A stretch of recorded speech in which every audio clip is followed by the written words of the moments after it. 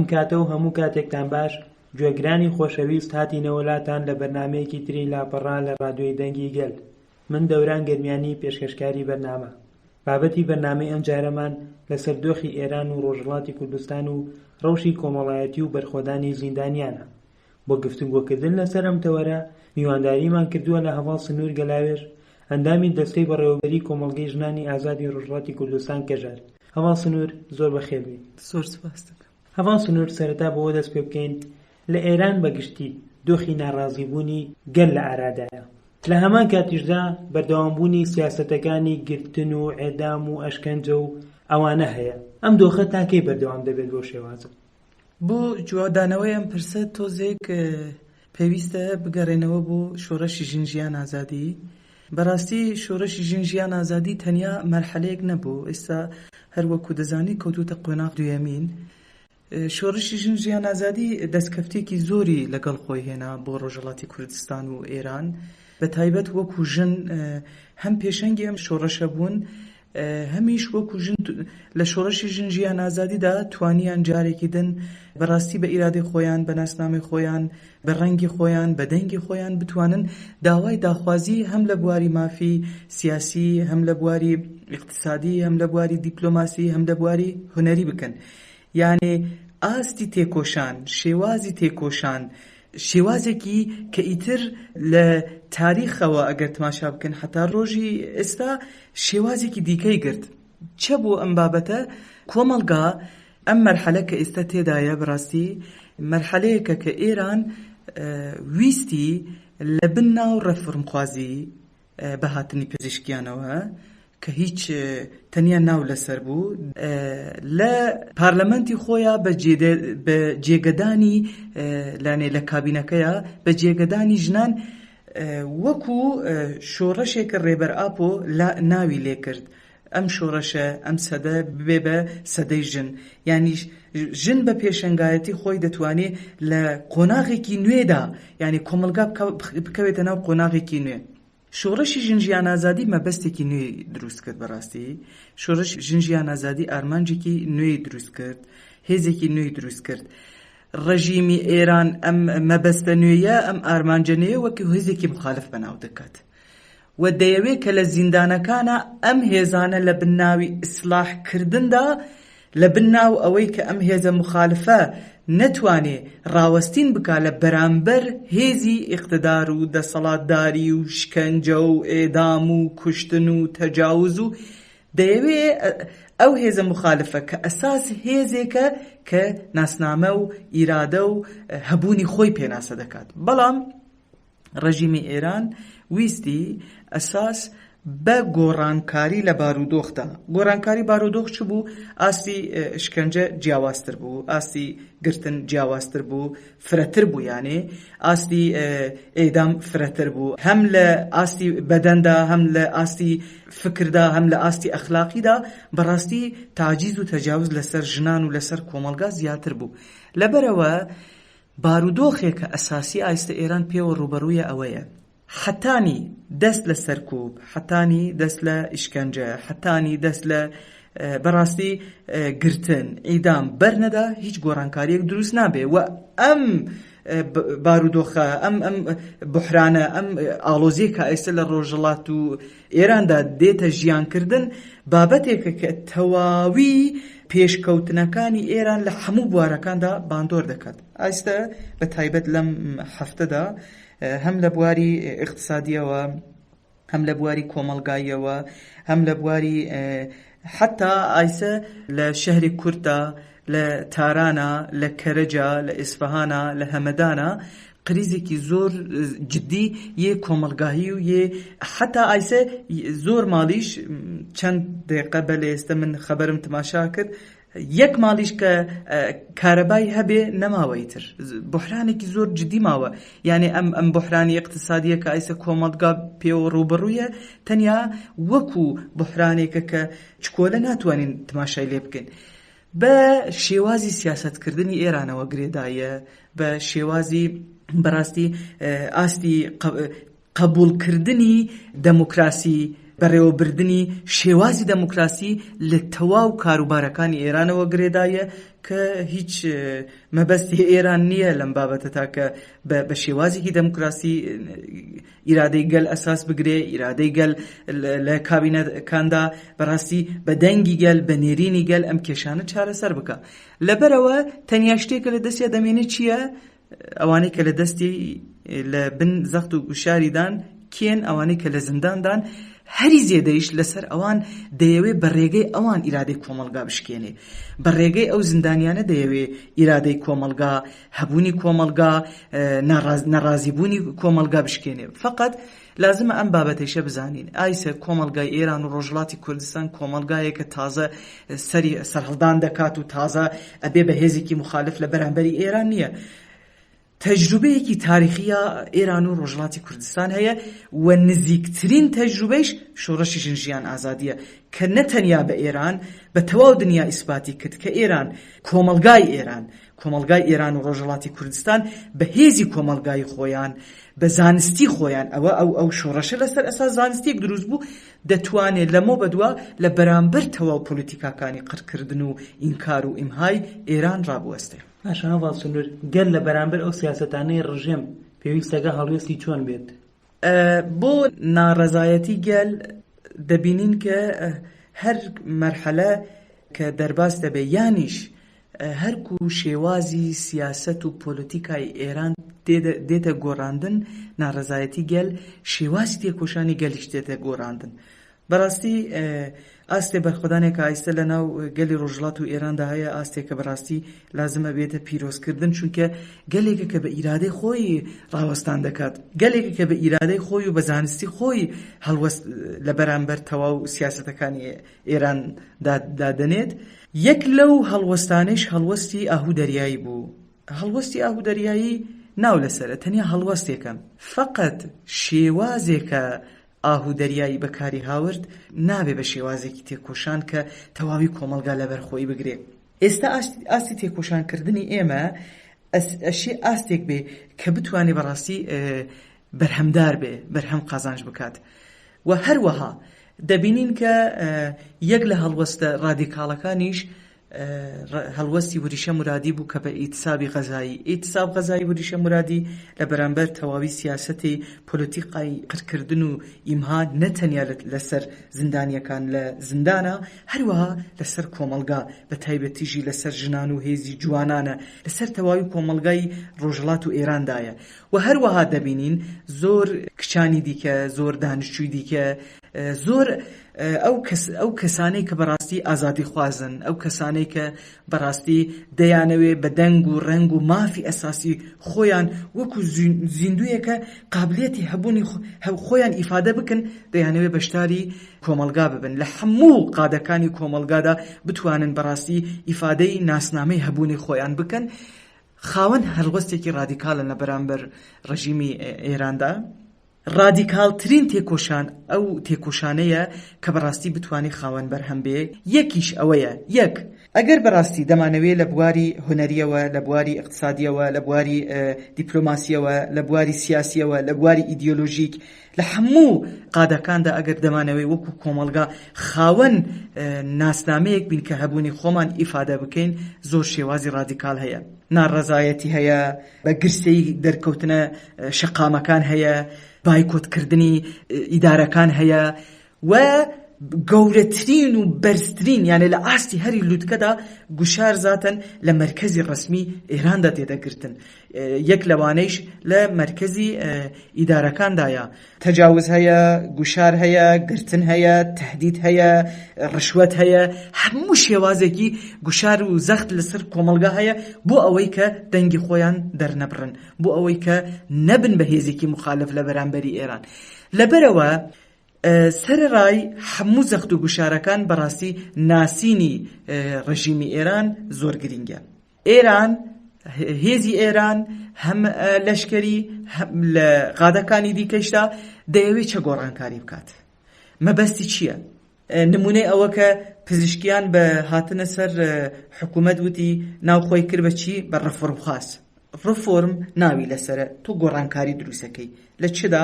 ئایسە لە هەر کوچە و کۆڵان و لە هەر دەم و دەستگا و لە هەر قونجکێکی ئێراندا کێشە هەیە، ئاڵۆزی هەیە. لازمە ئێمە لە خۆمان بپرسین بە هاتنی پزیشکیان چه ڕفۆرمێک دروست بوو، چه گۆڕانکاریەک دروست بوو. لازمە دەرکەوینە شەقامەکان لێپرسین بکەین، حەساب بخوازین. بەڕاستی ئەگەر تۆ ناوی خۆتت کردووە بە ڕفۆرم خاست، دەی هۆدرە مەیدان، ئاوا کۆمەلگا، ئاوا کێشە، ئاوا ئاڵۆزی، ئاوا قریز، ئاوا بوحران، ئاوا کوشتن. پشت ئەوەی کە پزیشکیان هاتە سەر حکم 63 دەرەجە فرەتر، یعنی دەرسەد نسبەت بەر لە ئەوە کە پزیشکیان بێتە سەر حکوومەت 63 دەرسەد زێدەتر ئەیدام فرەتر بووە، شکنجە فرەتر بووە، گرتن فرەتر بووە، تەجاوز فرەتر بووە. لەبەرەوە ئێمە لازمە باسخایی ئەمانە بکەین. لە ڕسمیەتدا دەبێ، لە شەقامەکاندا دەبێ، لە مەکتەبەکاندا دەبێ دیقەت بکەین لەم پێواژە دوایەدانە ئەوەی کە هەری زێدە ئەبێ بە هێزی مخالف، هێزی جوانن، هێزی خوێندەکارن و بەڕاستی هێز ئەو جوانانە لە هەموو دانیشگاکاندا دەتوانن بە بایکوتکردن ڕێبازێکی هەری ڕادیکالە لە بەرامبەر ڕەژیم. بە بایکوتکردن دەتوانن بە دروستکردنی کۆمیتەکان لە هەموو کوچە و کۆڵان و دێهاتەکاندا ئەو کۆمیتانە ببن بە نمونەیەک، یعنی تەمسیلی دەنگی ئەو کەسانەی کە ناڕەزایەتیان هەیە لە بەرامبەر ئەو قانونە ئەساسی کە لە ئێراندا دێتە داڕێشتن. و سەرڕای ئەو قانونەی کە لاویان لێ کردووە قانونی ئیسلامی ئێران شتێکە لە قانونی ئەساسیدا هەیە و شتێکە لە پراتیکدا هەیە، جوانتر یەکتری ناگرن. چەند ڕۆژ بەر لە ئێستەیش پزیشکیان و خامنەیش داخویانیاندا سەبارەت بە ئەو ئایسە کول و دەردی پزیشکیان و خامنەیی و هەموو مەئمورانێک کە ئایستە لە ئێراندا بووە بە ترامپ. یعنی ئەوەندە کێشت هەیە، ئەوەندە ئاڵۆزیت هەیە، ئەوەندە ئێدام لە وڵاتی تۆدا دێتە کردن. یعنی تۆ ترامپ لە تەک تۆدا پێت و چەپکەی بۆ وڵاتەکەت، دە تەک توان نەبێت تۆ چەپکەی بۆ وڵاتەکەت. ئەساس ئەوەی کە گۆڕانکاری لە ناو خۆیان و ذهنیەت خۆیان و فکر و ئەخلاق و وجدان و ڕێباز و شێوازی خۆیان دروست بکات، ڕژیمی ئێران بۆ خۆیەتی. هەڤان سنوور وەک ئێوەش باستان کرد کەوا لە کابینەی نوێدا کۆمەڵەشت نەکراوە. ئێمە سێ دەگەین لەم کاتەدا 100 ڕۆژ بەسەر کابینەکەی پزیشکیاندا دەرباز دەبێت. بەڵام وەکوی ئەوەش باستان کرد ئەو بەڵێنانەی کەوا باسی خۆشگوزەرانی و چارەسەرکردنی کێشە ئابووریەکان و چارەسەرکردنی کێشە کۆمەڵایەتەکانی دەکرد هیچی جێبەجێ نەکراون، بە پێچەوانەوە هێرشەکان زیاتر بوونە.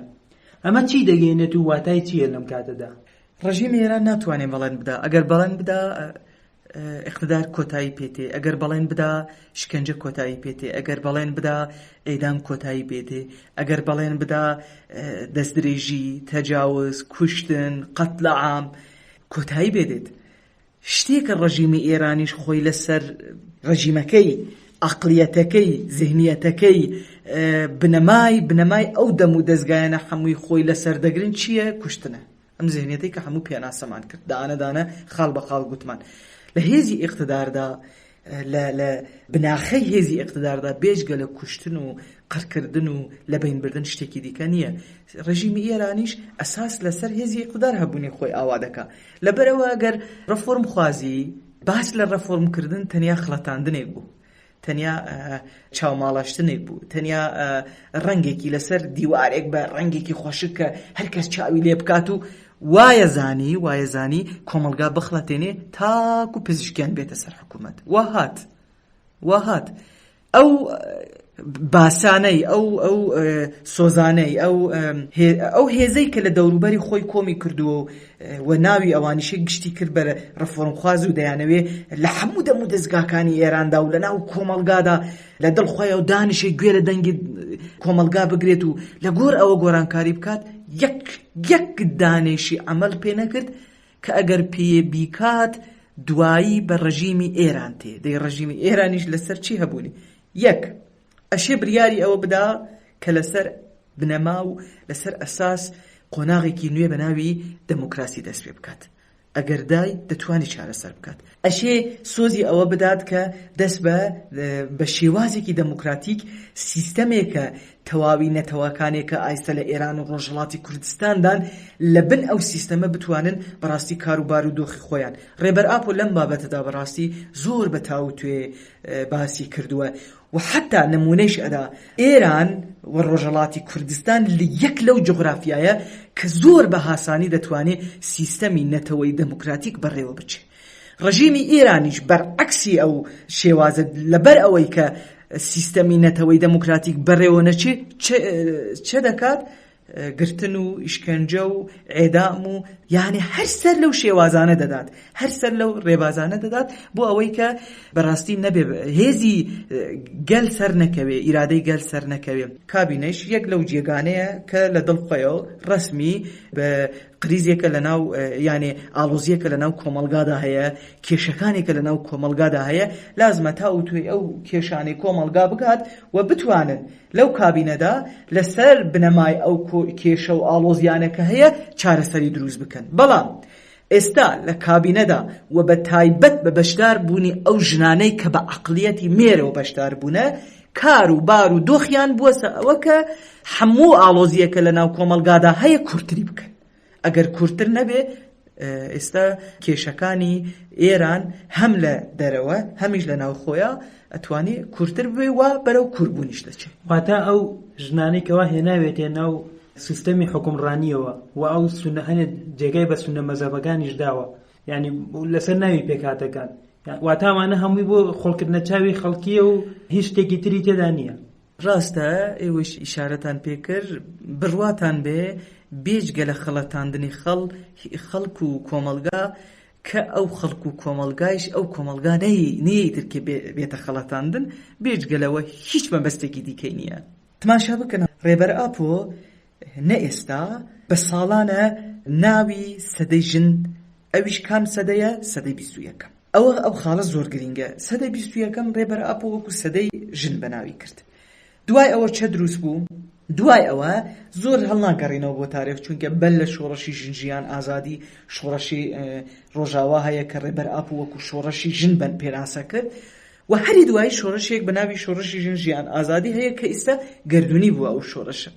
لە ئەمریکا هەمان تشت بوو، لە ئینگلیستان هەمان شت بوو، لە ئیسرائیل هەمان شت بوو، لە فەرەنسا هەمان شت بوو، لە بێلژیکیا هەمان شت بوو و ئێستاش ئێرانیش دەیەوێ هەمان شت بکە. ئەو شارانەی کە من ناویانمدا چیان کرد؟ بە چەندانە ژن کە وەکو ڕێبەر، وەکو پێشەنگ، وەکو ژنی ئازاد ئاوا پێشکەشیان کرد بە کۆمەلگا، وتیان نمونەی ژنی ئازاد لە کۆمەلگادا ئەمەیە. بەڵام ئەو ژنانە بە عەقڵیەتی مێرەوە هاتنە سەردەم و دەستگاکان، بە ذهنیەتێ، یعنی تەنیا وەکو شکل، وەکو ظاهر ژن بوون، بەڵام لە ئالی فکری، لە ئالی ذهنیەت، لە ئالی وجدانی، لە هەموو بوارەکاندا لە گوێڕەی تەواوی قانون و عەقڵیەتی مێر، ذهنیەتی پیاوسالار خەبات دەمەشێنن. ئەوە خاڵێکی زۆر گرینگە. مەبەست لەمە چی بوو؟ مەبەست لەوە بوو کە شۆڕەشی ژنجیان ئازادی لەبێت تێک ببن، ئارمانجی ژنجیان ئازادی تێک ببن. مەبەست ئەوە بوو کە ئیدیۆلۆژیا ڕێبەر ئاپۆ لە بنسی خۆیاندا بهێڵن، بەڵام یعنی عەقڵ هەیە، منطق هەیە. چەندانە کەس هاتوون لە دەور مێزێکا کۆم و بوونەسە و لە دڵخۆی و خەریکن بەرنامە و ئەساسنامە و پرۆگرام و نازانم چه دروستەکەن، دەیانەوێ ئیدیۆلۆژیا ڕێبەر ئاپۆ لە بنسی خۆدا بهێڵن. ئیدیۆلۆژیا ڕێبەر ئاپۆ ئیدیۆلۆژیەکە کە لە تەواوی جیهانە هایسە گردوونی بووە.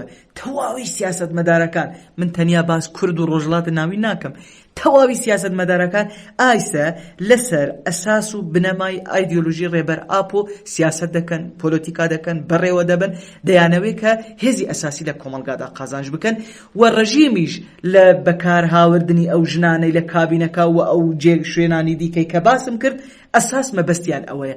دەیانەوێ ژنێک لە گۆڕ ڕەنگ و ڕوو خو ذهنیەتی لیبەرالیزم کە ئیدیۆلۆژی کاپیتالیزم مۆدرنیتەیە دەیانەوێ پێشکەش کۆمەلگا بکەن. بەڵێ هەواڵ سنوور لە ئێران بەگشتی لە ناو زیندانەکاندا، بە تایبەت لە ناو زیندانەکاندا لە بەرامبەر بە هەوڵی تەسینکاریەکانی ڕژێم بەرخۆدانیەک هەیە. بۆی ئەو بەرخۆدانیە ببێتە ماڵی گشتی، یعنی سەرتاپاگیر ببێت. ئەرکی ڕۆشنبیران و ئازادی خوازان و دیموکراتی خوازان و کەسانی فێمینیست و ئەوانە بەگشتی چییە؟ و خوێندنەوەی ئێوە چییە بۆ بارودۆخێکەوە ئێستا لە زینداندا بەڕێوە دەچێت و بەرخۆدانیەک دەکرێت؟ دقت بکەن لە پێواژوەیەکە دەوڵەتی تورکیا و پیلانی دروست کرد بوو و خەیاڵی کرد بوو کە تەفگەری پەکەکە حرەکەتی ئاپۆیی کۆمەڵگای کورد بە تەواوی لەبین چووە و ئەمیشە بە کام ڕێگەکردی ئەساس زیندانی کرد بە هەدەف لە شخصی هەواڵ سارادا، لە شخصی هەواڵ سەمادا، لە شخصی هەواڵ مەزلومدا، لە شخصی هەواڵ کەماڵ پیردا، لە شخصی هەر چوارەکاندا کە ئاگریان لە بەدەن خۆیاندا ویستی ئەو مەبەستەی ئەو پیلانەی کە دروستی کرد بوو لەسەر کۆمەڵگا فەرز بکە. بەڵام بەرعەکسی ئەو پیلانانە بەرخۆدانی زیندان ئامد لە شخصی ئەو هەواڵانە و هەزاران هەواڵی دیکە کە ئێستا زەمان و دەرفەتی ئەومانیە کە ناویان بدەم بەڕاستی زیندان بوو بە ناوەندی بەرخۆدانی. هەواڵ مەزلوم وشەیەکی هەیە کە بووە بە پرتوکیش بەرخۆدان ژیانە. ئەو بەرخۆدان ژیانە فەلسەفەیەکە. ئەو بەرخۆدان ژیانە تەنیا دووشە لە چەند پرتوکان لە دووشە لە پرتوکێکدا نییە. بەرخۆدان ژیانە بوو بە فەلسەفەیەک کە ئێستاش ڕیشەکەی ئەساسی لەکوێدایە لە ڕۆژهەڵاتی کوردستان و ئێراندایە. لەبەرەوە بنەمایەکی قۆناغێکی تاریخی ئەم بەرخۆدانیە هەیە کە لە زیندانە. دوژمن هەر جار ئێستاش ڕژیمی ئێران هەمان سیاست بەڕێوە دەبا. دوژمن هەر جارێکە ویسوویەتی کۆمەڵگا ئەسیر بگرێ بە کام ئەساسیترین شێواز و سەرەکەترین شێواز چ بووە؟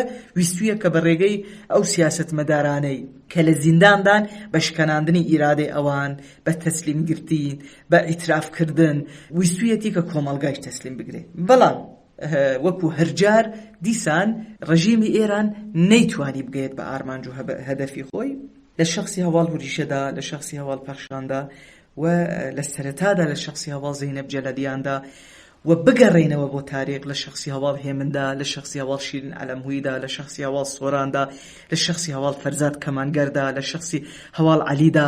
بەڕاستی زیندان ئایسە بووە بە ناوەندێک کە فکر و فەلسەفەی ڕێبەر ئاپۆ تێدا دیقاشکردن. زیندان بووە بە ناوەندێک کە ئیتر تەواوی کۆمەڵگایە کە دوژمن نەیتوانی وێ لە ناو کۆمەڵگا ئەسیریان بکە، ئانوویەتی خستوویەتی ناو زیندانەکان دەیەوێت ئیسلاحیان بکات. بەڵام لەویا لەسەر ئەخلاق و ویژدانێکی ئازاد کە چۆن بتوانن کۆمەڵگایەکی ئازاد دروست بکەن مناقشەی ئەوە دەکەن کەسایەتێکی وەها دروست دەبێت لە زیندانەکاندا.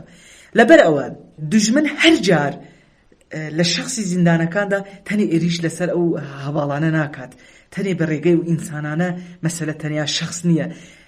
لەو شخصەدا فەلسەفەی ئازاد هەیە، لەو شخصەدا ژیانی ئازاد هەیە، لەو شخصەدا ئیرادەی ئازاد هەیە، لەو شخصەدا زاتێک کە دەتوانێت تەواوی کۆمەڵگا ئازاد بکە هەیە.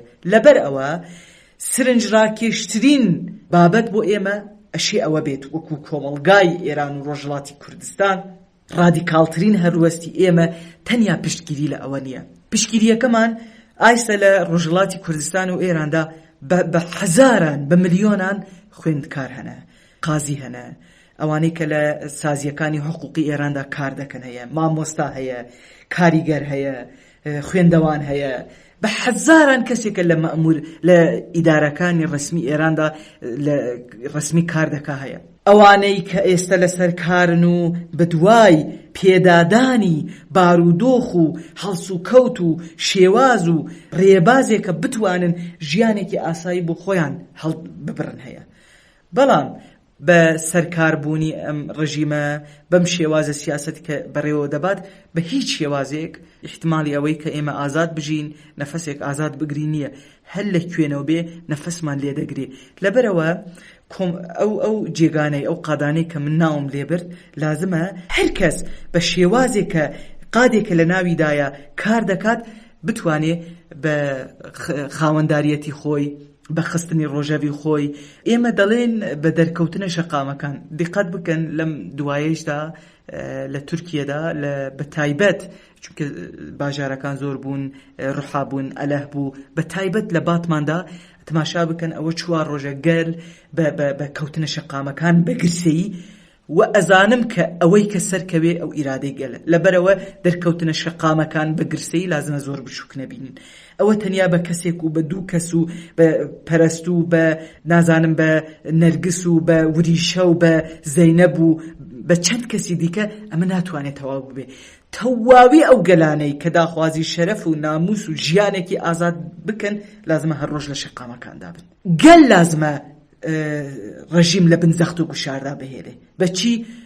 بە شێوازی دەموکراسی خۆی، بە سەرهەڵدانی خۆی، بە دەنگ دەربڕینی خۆی، بە جێگەی ئەوە کە ڕژیم کۆمەلگا لە بنزەخت و گوشاردا بهێنێ لازمە کۆمەلگا ڕژیم لە بنزەخت و گوشاردا بهێنێ بۆ ئەوەی کە بتوانێ ببێ بە جوابگو بۆ داخوازیەکانی، بتوانێ ببێ بە جوابگو بۆ حەقی دەموکراسی، بتوانێ ببێ بە جوابگو بۆ ئازادکردنی ئەو سیاسەتمەدارانەی کە ئایستا لە زیندانەکانە لە بنزەخت و گوشاردانە، ئەوانەی کە لە زینداندان لە شخصی خۆیاندا شۆڕش دەپارێزن، شەرەف و ناموسی کۆمەلگا دەپارێزن، لەبەرەوە کۆمەلگایش بەم شێوازە ڕادیکاڵی چالاکی خۆیان لە هەر دەم و ساتێکدا لازمە ئەوانیش بتوانن هەم پشتیوانی بدەن بە ئەوانەی کە لە زینداندان، هەمیش لە شخصی پشتیوانی داین بە ئەوانەی کە لە زینداندان خۆیان دەپارێزن، هەبوونی خۆیان دەپارێزن، ناسنامی خۆیان دەپارێزن. یانێ کۆمەلگای ڕۆژهەڵاتی کوردستان و ئێران کۆمەلگایەکی زانایە،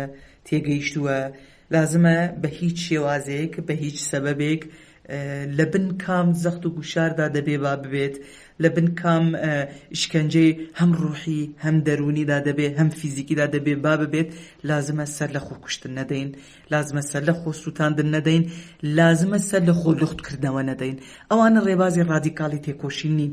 بە هەبوونی خۆمان، بە فکری خۆمان، بە دەربڕینی دەنگ و بەڕاستی قیڕینی خۆمان ئێمە بتوانین لە هەر عەرسەیەکی تێکۆشیندا لە هەر جێگەیەکدا بتوانین ڕاوەستین، تێکۆشان بکەین.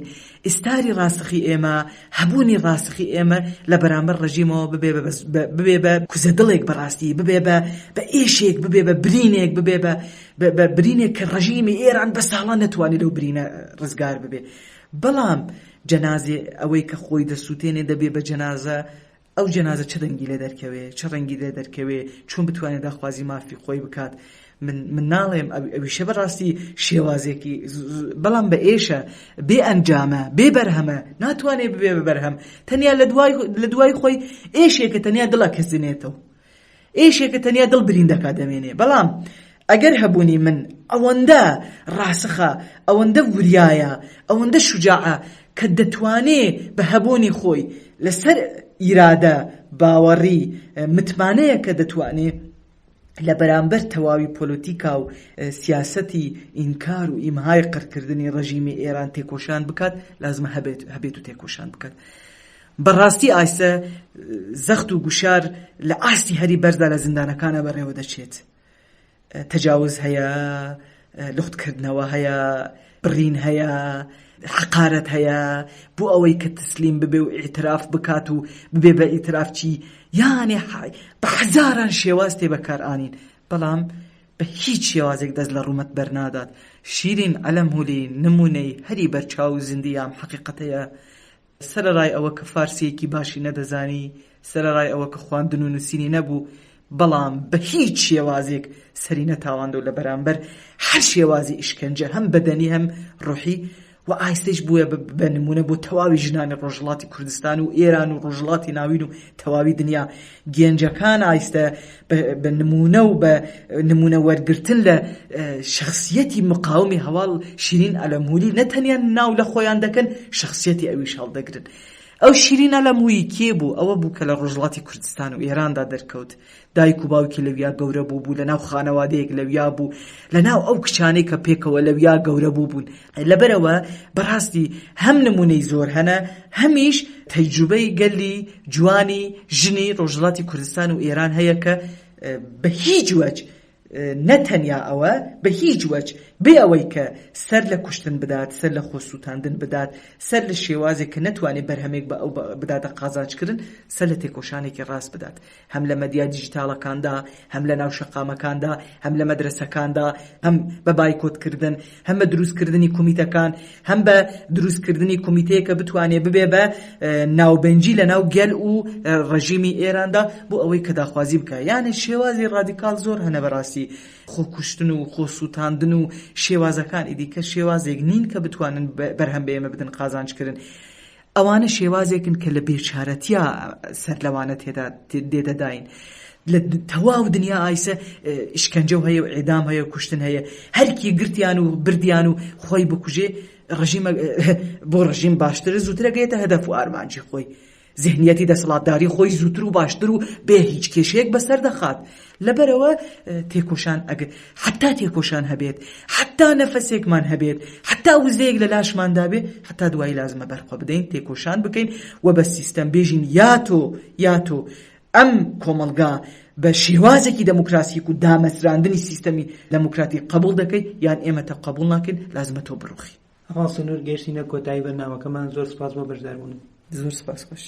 بەڵێ بیسەران و خۆشەویستان، بەم جۆرە هاتینە کۆتایی بەرنامەی ئەمجارەی لاپەڕا لە ڕادیۆی دەنگی گەل.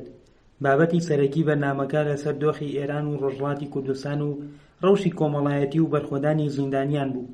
بە میوانداری هەواڵ سنوور گەلاوێژ ئەندامی دەستەی بەڕێوەبەری کۆمەڵگەی ژنانی ئازادی ڕۆژهەڵاتی کوردستان کەژار. تا بەرنامەیەکی تر و لاپەڕەیەکی تر هەر بەختەوەر و سەرکەوتوو بن، ماڵاوە.